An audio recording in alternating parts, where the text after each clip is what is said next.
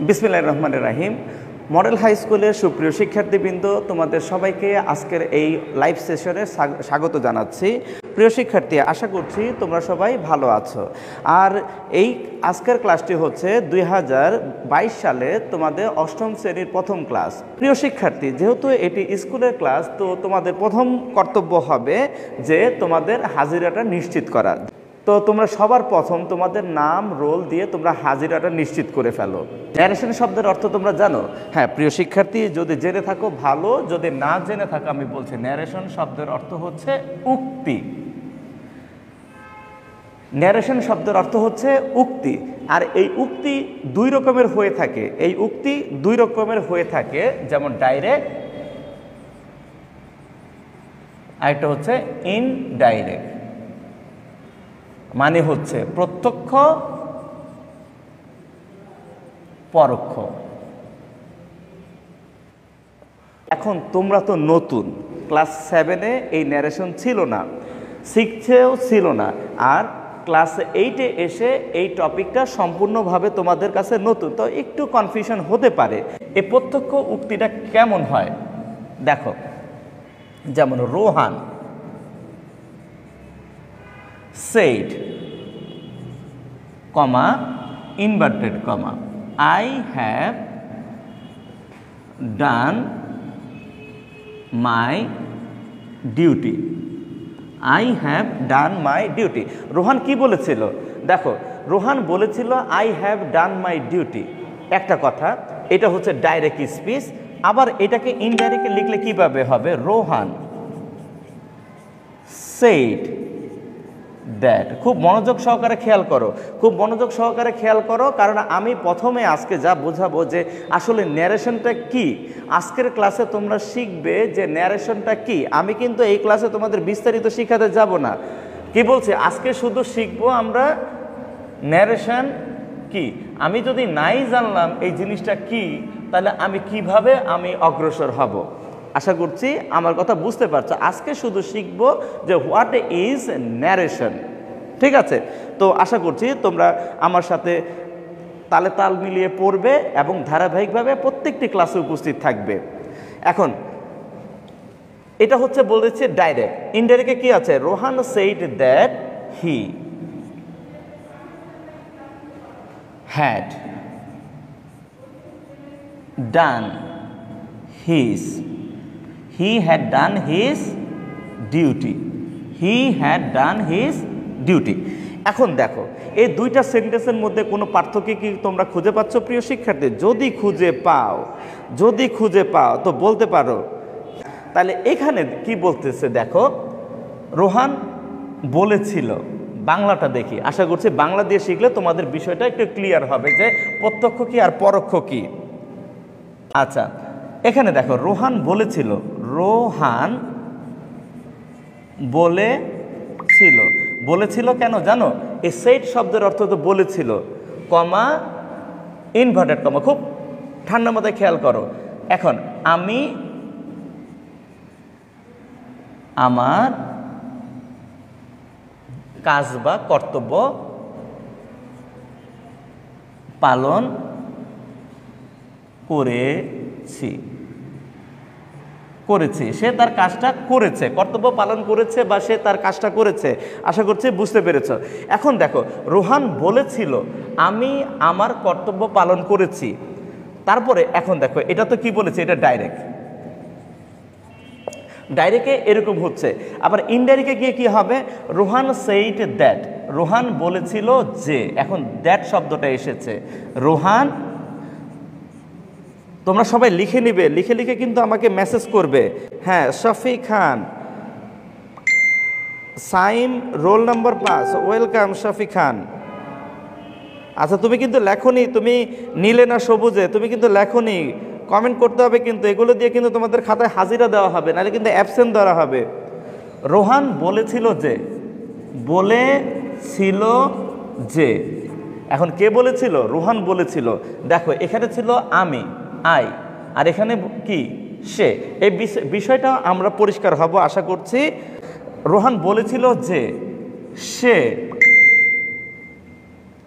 তার দায়িত্ব বা কাজটি করেছিল, দায়িত্ব পালন করেছিল, আমি দায়িত্ব পালন করেছিল লিখলাম, কিন্তু এটা এমনও হতে পারে সে তার কাজটি করেছিল, সে দায়িত্ব পালন করেছিল বা সে তার কাজটি করেছিল। তাহলে এখানে দেখো, এখানে প্রথম যে সেন্টেন্সটা এখানে আমরা দেখতে পাচ্ছি, এখানে সে বলেছে, এখানে কিন্তু আই বলতে কিন্তু আমি না, আমি বলছি না, কারণ এখানে দেখো রোহান সম্পর্কে কথা হচ্ছে। রোহান বলেছিল I have done my duty, মানে রোহান বলেছিল যে আমি আমার কাজটা করেছি, মানে রোহান বলেছিল। আর এটাকে যখন তুমি ইনডাইরেক্টে নিয়ে লিখবে তখন হয়ে যাবে কি, রোহান বলেছিল যে সে তার কাজটি করেছে। প্রত্যক্ষ উক্তি আর পরোক্ষ উক্তিতে একটু ঝামেলা হয়ে গেল। হ্যাঁ প্রিয় শিক্ষার্থী, ঝামেলা হতেই পারে, যেহেতু এটা প্রথম ক্লাস। আশা করছি ধীরে ধীরে তোমাদের ক্লিয়ার হয়ে যাবে। আজকে শুধু কিন্তু ন্যারেশন কি চিনেই ক্লাস শেষ করব। এখানে যে কাজটা করেছে, যে রোহান বলেছিল আমি আমার কাজটি করেছি, I have done my duty, আমি আমার কাজটি করেছি বা আমি আমার দায়িত্ব পালন করেছি। তারপরে দেখা যাচ্ছে কি এখানে বলেছে ইনডাইরেক্ট স্পিচে গিয়ে রোহান বলেছিল যে, তাহলে এই যে শব্দটা নতুন যুক্ত হয়েছে, এখানে যে শব্দটা এখানে নতুন যুক্ত হয়েছে, আর এখানে ছিল হ্যাভ, এটা কোন টেন্সে? প্রেজেন্ট পারফেক্ট টেন্সে। এটা হচ্ছে প্রেজেন্ট পারফেক্ট টেন্সে। এখানে এসে কি হয়ে গেল, এখানে হ্যাড হয়ে গেল, মানে পাস্ট পারফেক্ট হয়ে গেছে, প্রেজেন্ট পারফেক্ট হয়ে গেছে, পাস্ট পারফেক্ট। এই যে জিনিসগুলো, খুঁটিনাটি জিনিসগুলো, এগুলো কিন্তু আমরা শিখব। প্রিয় শিক্ষার্থী, এখন এখানে আমি দ্বিতীয় পর্যায়ে গিয়ে তোমাদের যেটা জানানোর চেষ্টা করব সেটা হচ্ছে এখানে কি কি পরিবর্তন করতে হবে। একটা ডাইরেক্ট স্পিচকে ইনডাইরেক্ট স্পিচে রূপান্তর করতে গেলে আমাদের কি কি পরিবর্তন করতে হবে সেগুলোও কিন্তু আমরা আজকের ক্লাস থেকে শিখব। এখানে খেয়াল করো, He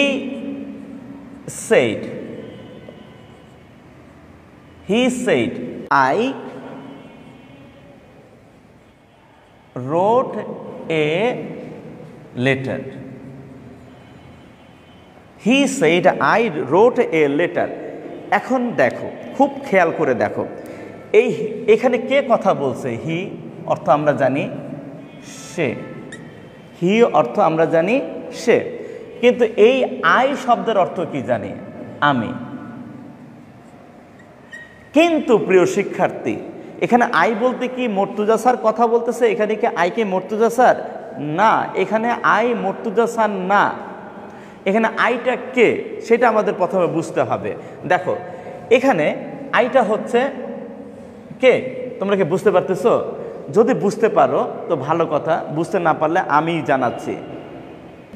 আচ্ছা দেখো, সে আমি। এখন এই যে সেন্টেন্সটা, এটা হচ্ছে ডাইরেক্ট স্পিচ বা ডাইরেক্ট ন্যারেশন। ন্যারেশনের আরেক নাম হচ্ছে স্পিচ, এটা পর কনফিউশনে পড়ে যায়ও না। ন্যারেশনের আরেক নাম হচ্ছে স্পিচ। এখন দেখো, হি সেড, সে বলেছিল,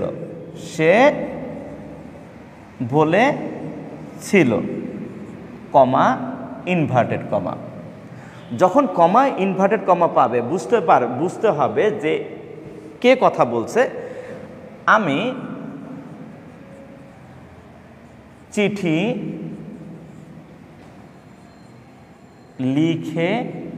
লিখেছিলাম, আমি চিঠি লিখেছি। এখন আমি যেটা বলতে চাচ্ছি, তোমাদের যাদের বুঝতে এখন অসুবিধা হচ্ছে, এই যে এটা কি কমা, তাই না? আর এর উপরে যেটা দেখতে পাচ্ছ এটা হচ্ছে ইনভার্টেড কমা, এর মধ্যে কিছু লেখা আছে। এখানে আই রোট এ লেটার লেখা আছে। এখন তুমি যেটা বুঝবে যে এখানে যে সাবজেক্টটা থাকবে, এই সাবজেক্টটা কিন্তু যেই অর্থ প্রকাশ করে সে না, এই সাবজেক্টটা হবে এই যে ইনভার্টেড কমার বাইরের যে সাবজেক্টটা আছে সে, ইনভার্টেড কমার বাইরে যে সাবজেক্ট আছে সে। আর এখানে আই হচ্ছে ফার্স্ট পারসন, এটা গিয়ে ওই ইনভার্টেড কমার বাইরের যেই সাবজেক্টটা আছে তাকে গিয়ে ধরবে। সেই হিসাবে সে বলেছিল আমি চিঠি লিখেছিলাম, মানে এই আমিটা হচ্ছে সেই বলেছিল যে সে চিঠিটা লিখছিল। এটা হচ্ছে ডাইরেক্ট স্পিচে আছে। এখন ইনডাইরেক্ট স্পিচে গেলে সেটা কি হয়ে যাবে? দেখো, ইনডাইরেক্ট আমি আরও কিছু প্র্যাকটিক্যাল এক্সাম্পল দিব, আশা করছি এতে তোমরা বুঝে যাবে আসলে ন্যারেশনটা কি। দেখো আমি লিখছি হি সেইড। আর যারা সেন্টেন্স সম্পর্কে মোটামুটি ধারণা রাখো, 6-7 সেন্টেন্স ছিল, যদি ভুলে না গিয়ে থাকো তাহলে নিশ্চিত বুঝতে পারতেছো যে এটা হচ্ছে অ্যাসার্টিভ সেন্টেন্স, এটা হচ্ছে অ্যাসার্টিভ সেন্টেন্স। আর অ্যাসার্টিভ সেন্টেন্সের ক্ষেত্রে এই যে কমা, ইনভার্টেড কমা, এগুলো বাদ দিয়ে দিতে হবে দ্যাট। হি সেইড দ্যাট, তার মানে কি এখানে সে বলেছিল, এখানে কি সে বলেছিল, আর দ্যাট যুক্ত করাতে হয়ে গেল সে বলেছিল যে, সে বলেছিল যে হয়ে গেল যে। কি বলেছিল? এখন সে বলেছিল যে, কে চিঠি লিখছে এখানে? আমি না, আমি না। এখানে ইনভার্টেড কমার ভিতরে যে সাবজেক্টটা ফার্স্ট পারসন, সেটা গিয়ে কি করবে, ইনভার্টেড কমার বাইরে যে আছে তার সাবজেক্টটাকে ফলো করবে। তার মানে এখানে কে? আইটা আমি না, আইটা হচ্ছে সে, আইটা আমি না, আইটা হচ্ছে সে। তো এখানে হয়ে গেল কি হি সেইড দ্যাট হি, কারণ এখানে সেই কথা বলছে that he had written a letter. আচ্ছা, এখন এটার অর্থটা কি দাঁড়ালো? এখন এটার অর্থটা কি দাঁড়ালো? দেখো, সে বলেছিল যে, সে বলেছিল যে চিঠিটি লিখেছিল, সে চিঠি লিখেছিল। তার মানে কি সে লিখেছিলাম, সে বলেছে আমি চিঠিটি লিখেছিলাম। এখন আমি আরেকজনকে যাই বলতেছি যে সে বলেছিল যে সে চিঠি লিখেছিল। আচ্ছা, সে চিঠি লিখেছিল, ভালো কথা। এখন আমি কিছু উদাহরণ দেই। আমি বললাম যে আগামীকাল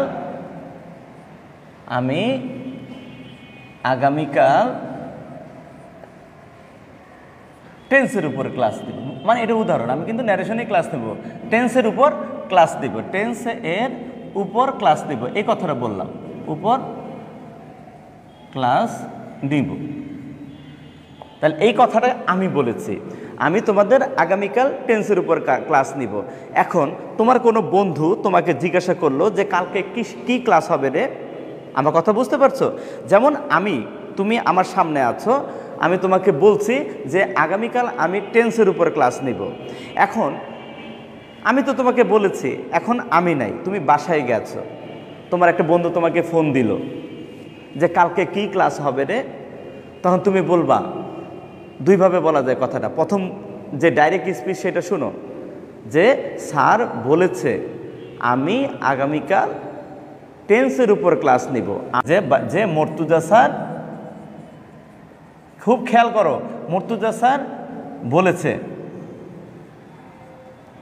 আমি আগামীকাল টেন্সের উপরে ক্লাস নিব, আমি আগামীকাল টেন্সের উপর ক্লাস নিব। এটা হচ্ছে ডাইরেক্ট স্পিচ, ঠিক আছে? এখন ইনডাইরেক্ট স্পিচে কি হতে পারে? মর্তুজা স্যার দেখো বলেছিল যে, মর্তুজা স্যার বলেছিল যে, আমিটা কি তুমি? না, আমিটা হচ্ছে এই যে স্যার, মর্তুজা স্যার বলেছিল যে স্যার আগামীকাল টেন্সের উপর ক্লাস নিবে। মর্তুজা স্যার বলেছিল যে মর্তুজা স্যার আগামীকাল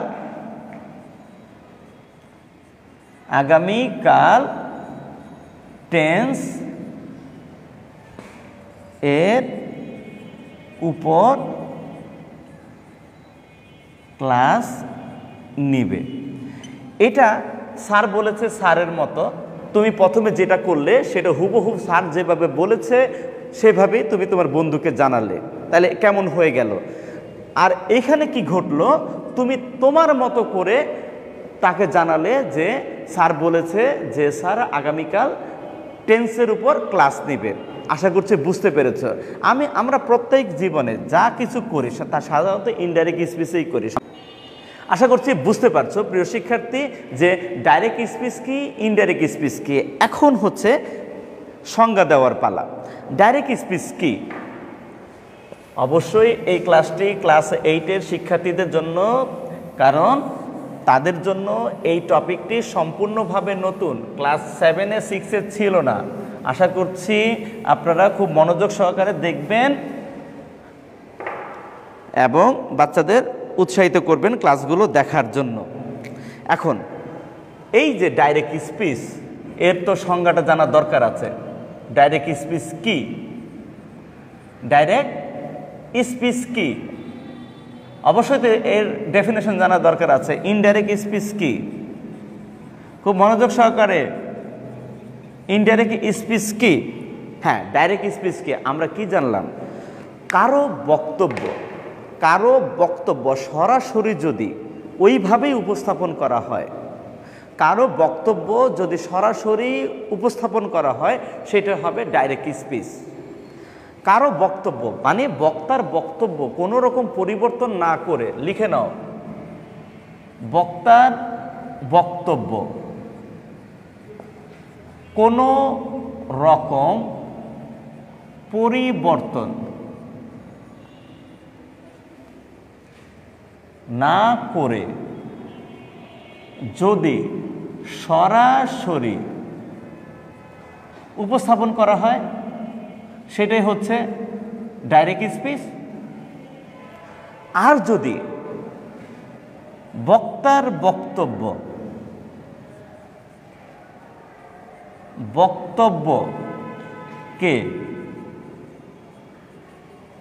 পরিবর্তন করে কোনো উপস্থাপক, মানে যে কথাটা একজনের কথা গিয়ে আরেকজনকে বলছে, সে যদি তার নিজের মতো করে প্রকাশ করে, সেটাই হচ্ছে ইনডাইরেক্ট স্পিচ। বক্তার বক্তব্যকে পরিবর্তন করে যদি উপস্থাপক, যে উপস্থাপকটা কে? একজনের কথা যখন আরেকজনের কাছে বলা হয়, সে যদি তার নিজের মতো করে প্রকাশ করে, সেই হচ্ছে উপস্থাপক। বক্তার বক্তব্যকে পরিবর্তন করে যদি উপস্থাপক তার নিজের ভাষায় প্রকাশ করে, তবে সেটাই হচ্ছে ইনডাইরেক্ট স্পিচ। আশা করছি ডাইরেক্ট স্পিচ কি, ইনডাইরেক্ট স্পিচ কি তোমরা বুঝতে পারছো। তো আশা করছি ডাইরেক্ট স্পিচ কি, ইনডাইরেক্ট স্পিচ কি তোমরা চিনতে পারলে। প্রিয় শিক্ষার্থী, এখন কথা হচ্ছে, আমি এই ক্লাসটির নাম দিয়েছিলাম পার্ট 1, এই ক্লাসটির নাম দিয়েছিলাম পার্ট 1। তাহলে পার্ট 2, 3-তে কি শিখবো? হ্যাঁ প্রিয় শিক্ষার্থী, ওইখানে যখন তোমরা দেখলে, আমি আবার লিখছি প্রথম সেন্টেন্সটা, Rohan said I have done my duty। যারা প্রথমে লিখতে পারোনি, আশা করছি এখন লিখতে পারবে। এটা হচ্ছে ডাইরেক্ট। পরীক্ষাতে এরকম থাকবে না, তোমাদের কিন্তু প্যাসেজ আকারে থাকবে। এখন ইনডাইরেক্ট স্পিচ মানে এটার যে নির্দেশনা থাকবে যে ইনডাইরেক্ট স্পিচে রূপান্তর করো, সেই রূপান্তরটা কি দেখেছিলাম? রোহান said that he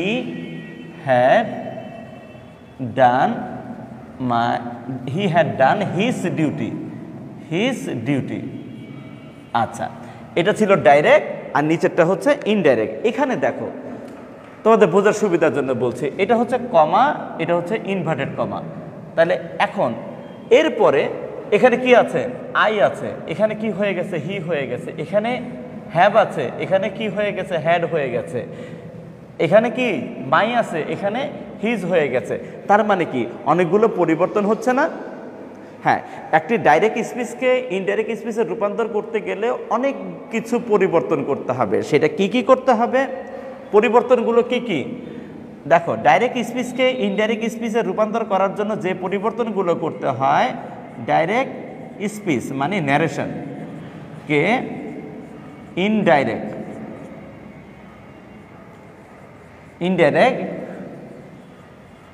স্পিচে রূপান্তর করার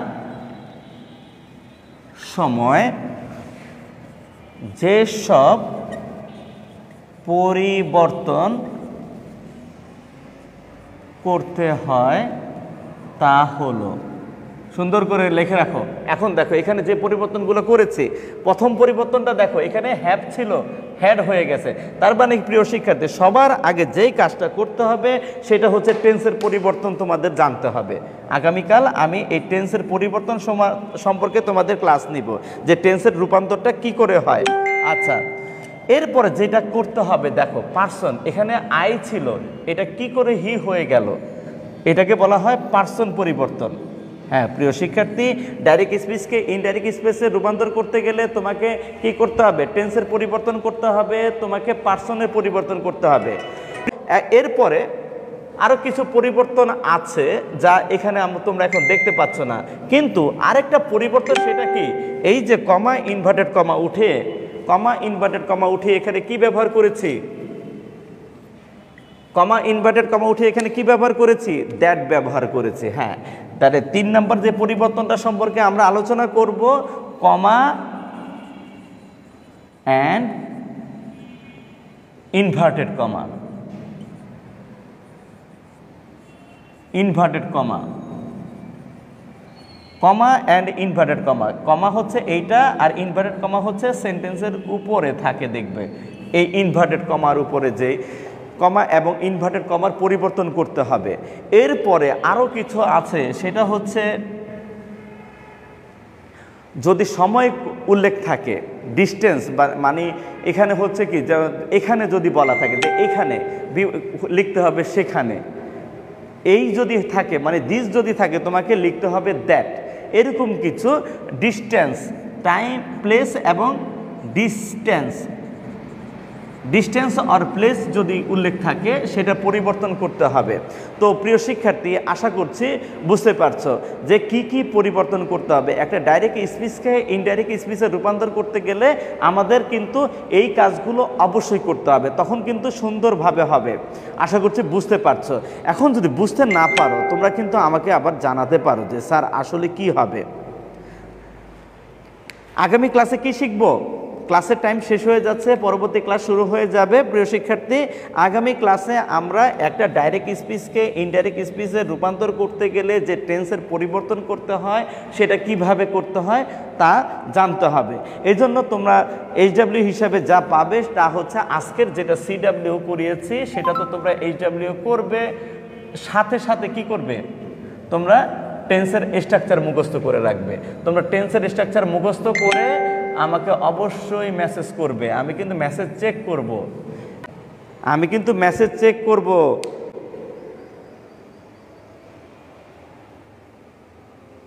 হ্যালো বিভা, বিভা যুক্ত হয়েছে, রোল নাম্বার 2। ওয়েলকাম বিভা।